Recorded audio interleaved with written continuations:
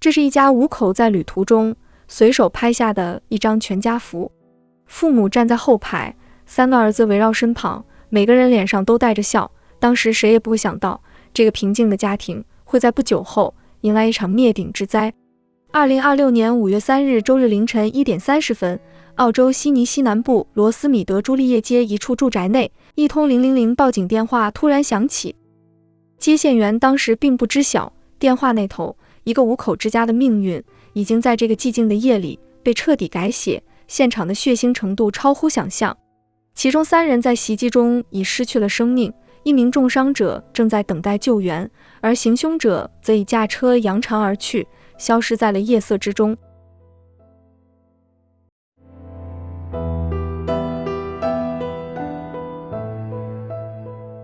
欢迎来到谜案森林。事发房屋是一栋独立住宅，前方是父母居住的主屋，后院还有一个独立小屋，3个儿子平时分别住在不同的房间。接到报警后，警方和急救人员很快赶到现场，但当他们走进满是血腥味的屋内时，眼前的场景还是超出了很多人的预料。急救人员在主屋内最先发现了65岁的母亲鲁维娜，她当时倒在血泊之中，基本没了心跳。急救人员立刻为她实施心肺复苏，并将她转移到后院全力抢救。尽管进行了急救，鲁维娜最终还是因伤势过重当场离开了人世。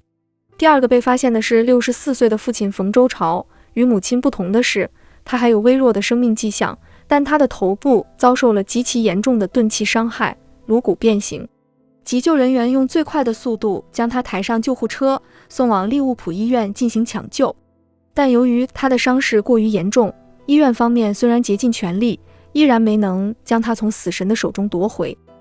在搜查完主屋后，警方将注意力转向住宅后院的独立小屋。当他们推开门时，发现了第3名受害者25岁的贾斯汀，他是家中最小的儿子，不幸的是也已经没有了生命体征。至此，3名家庭成员被确认死亡，分别是65岁的母亲鲁维娜、64岁的父亲冯周朝，以及他们25岁的小儿子贾斯汀。唯一的幸存者是30岁的二儿子杰森，他在袭击中受了重伤，但凭借顽强的求生意志拼死反抗，并成功拨打了求救电话。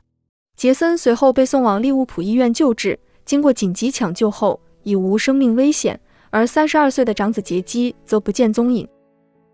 根据现场勘查结果，凶手疑似使用了锤子和刀具，室内狼藉不堪，明显有搏斗过的痕迹，到处都是血迹。格兰特警官后来在新闻发布会上对记者说，场面惨不忍睹，这是我见过最骇人的犯罪现场之一。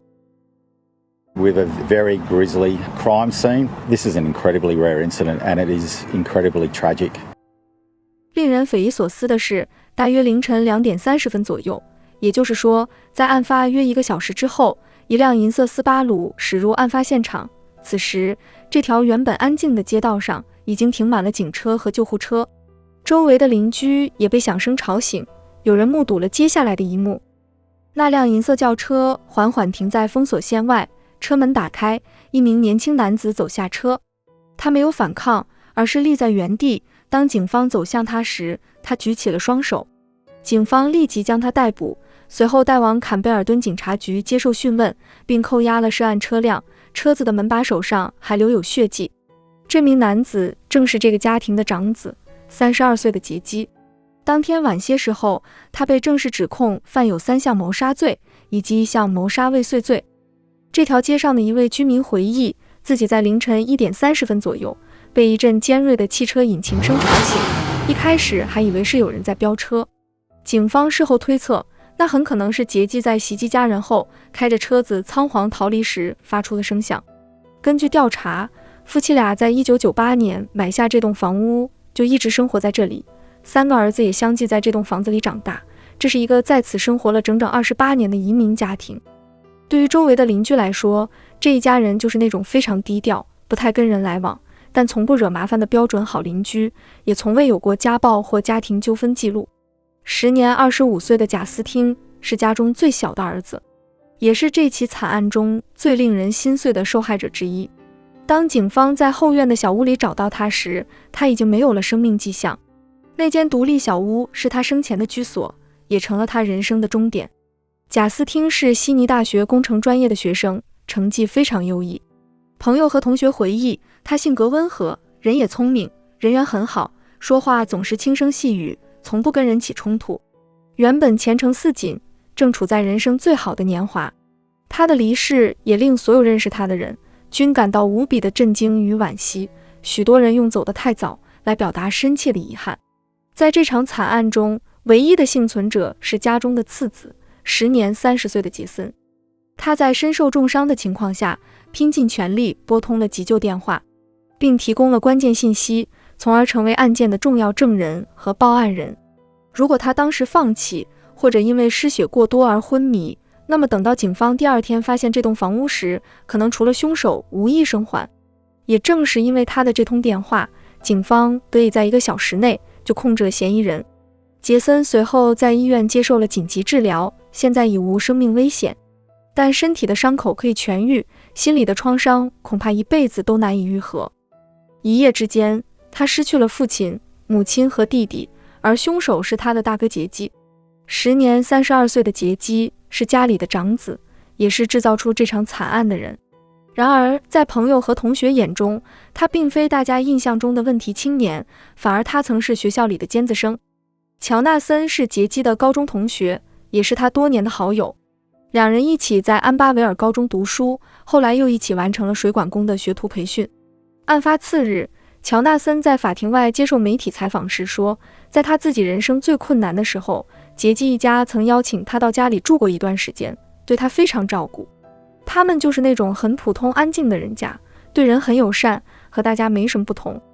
乔纳森还告诉记者，他是周日上午收到朋友的短信，才得知杰基家出事了。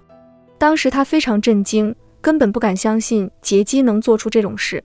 他说，杰基在高中时期成绩非常优异，是安巴维尔高中的尖子生。杰基最近刚完成一个新课程的学习，正准备从水管工转行。这一信息暗示，在案发前不久，杰基可能正处于职业转型的关键时期。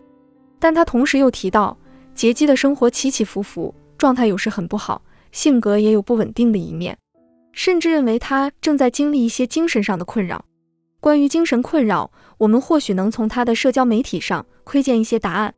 警方调查发现，杰基自2025年3月起开始频繁在网络上发文，但发帖的高峰期集中在2025年10月至2026年4月之间，也就是案发前的半年多时间里。他在社交平台上留下了大量文字，关于宗教、自我挣扎与生活压力，帖子内容时而深刻，时而诡异。然而在这些帖文里，他很少涉及现实生活中的具体人与事。相比普通的日常分享，那些帖子更像是一种持续不断的自我倾诉。在一则关于自慰与欲望的讨论中，他以一种颇为直白的方式回应了另一位网友，坦言自己长期自慰，已持续10年。伴随这一极度私密的自白，他更进一步剖白了自己在现实中的无力感，难以与人建立连接，无法妥善照顾自己，害怕成为他人的负担。他说，现实充满竞争压力，一旦开始落后，就再也无法融入正常的人群中。他最终将这些总结为一句颇为悲观的结论：强者生存，弱者毁灭。与此同时，宗教渐渐成为他反复触及的另一条主线。在帖文里，他时常讨论基督教信仰，曾称圣经中的上帝是他的力量，但也坦言自己依然有点搞不懂耶稣的一生。2026年2月20日，他发文建议一位因孤独和一事无成而感到沮丧的网友，去澳洲非常有名的一个新宋教会，找到一些不会对你指手画脚的兄弟姐妹。在他的潜意识里，新宋教会似乎是他的一个避风港。据称，他是新宋教会的成员，也曾在线上为牧师如何处理家暴问题支招。很多个帖文里，他会反复讨论道德、邪恶和人性等话题。2026年4月6日，他发了最后一个有关人性的帖文，不到1月后，他就制造了震惊整个澳洲的惨案。而袭击结束后，杰基驱车逃离了现场。在接下来的1个小时里，他去了哪里，做了什么？警方呼吁公众能够提供线索，而当他驾车返回案发现场时，是想销毁证据还是别有目的，只能他自己给出答案。案发当天，警方根据受害者伤口推测出劫机可能使用了锤子和刀具，但作案工具至今尚未被找到。而行凶动机，劫机也还没有明确告诉警方，大多报道都集中在药物和精神疾病这2个关键词上。根据多家媒体报道，劫机在案发时疑似受到药物影响，在案发前不久，他可能因吸食违禁品而导致精神状态急剧恶化，最终在5月3日凌晨1点30分左右彻底失控。值得一提的是，有邻居向媒体透露，3兄弟中其中一个是有问题的。Our 3 brothers and mother and father. One of them was troubled. 在过去1年里，救护人员曾多次到过他们家，但具体原因至今无人知晓。案发次日，也即2026年5月4日周一，劫机首次通过视频连线，在坎贝尔敦地方法院出庭受审。他的辩护律师要求对劫机进行精神健康评估，并表示材料备齐后会再考虑申请保释。法官当庭拒绝保释，将案件延期至7月15日，并下令对被告进行精神鉴定。目前，劫机仍被羁押，他将在接受精神健康评估后，于2026年7月15日再次出庭。欢迎留下您的看法，我们下期见。